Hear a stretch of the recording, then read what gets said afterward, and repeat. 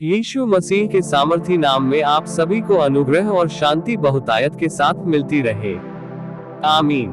हाँ मेरे प्रियो, आज का हमारा सवाल है, क्या ईसाइयों को रक्षाबंधन मनाना चाहिए? ये एक ऐसा सवाल है जो कई मसीही भाई बहनों के मन में उठता है। इस पर बाइबल क्या कहती है, यह जानना बहुत जरूरी है।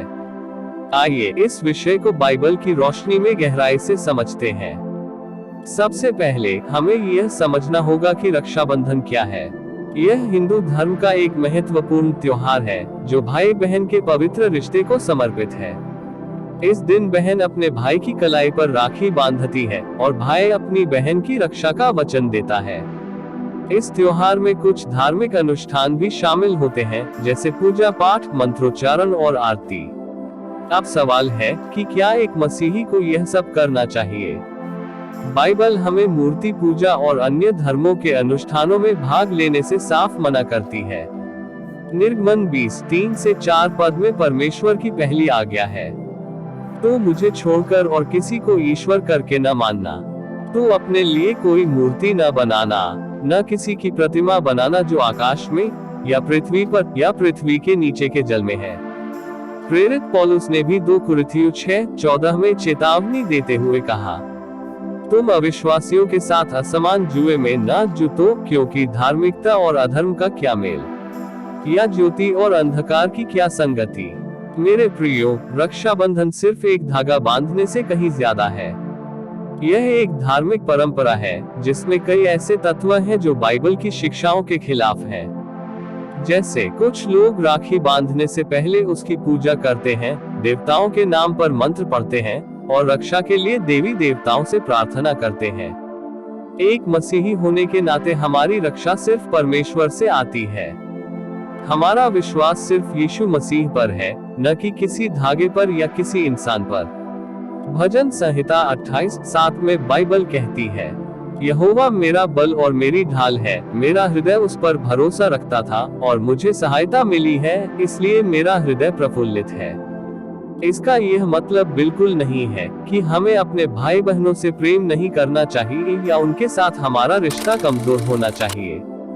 बाइबल हमें सिखाती है कि हमें अपने परिवार से और खासकर अपने भाई बहनों से गहरा प्रेम रखना चाहिए। मसीही प्रेम दुनिया के हर रिश्ते से बढ़कर है। बाइबल में कई जगह भाई बहन के प्रेम का जिक्र है। यीशु मसीह ने खुद कहा था कि सबसे बड़ी आज्ञा परमेश्वर से प्रेम करना और अपने पड़ोसी से खुद जैसा प्रेम करना है। जैसा मैंने तुमसे प्रेम रखा है, वैसा ही तुम भी एक दूसरे से प्रेम रखो। मसीही भाई बहन अपने रिश्ते को कैसे मजबूत कर सकते हैं? प्रियो, एक दूसरे के लिए प्रार्थना करें।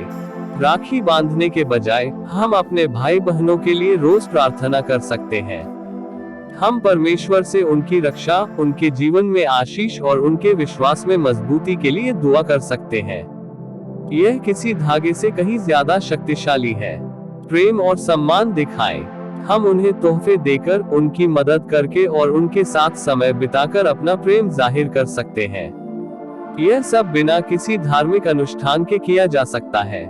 सुसमाचार वचन साझा करें। अपने भाई बहनों के लिए सबसे बड़ा तोहफा यीशु मसीह के सुसमाचार को उनके साथ साझा करना है। जब हम उन्हें अनंत जीवन का मार्ग दिखाते हैं तो हम उनके लिए सबसे बड़ी आशीष का कारण बनते हैं। इसका मतलब यह नहीं कि हमें अपने भाई बहनों के साथ अपने रिश्ते को नजरअंदाज करना चाहिए। इसके बजाय हमें बाइबल की शिक्षाओं के अनुसार प्रेम, प्रार्थना और सेवा के द्वारा अपने रिश्ते को और मजबूत करना चाहिए। हमारा परमेश्वर एक जलन रखने वाला परमेश्वर है।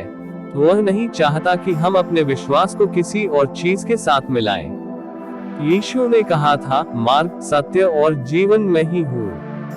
वो ही हमारा एकमात्र मार्ग और जीवन है।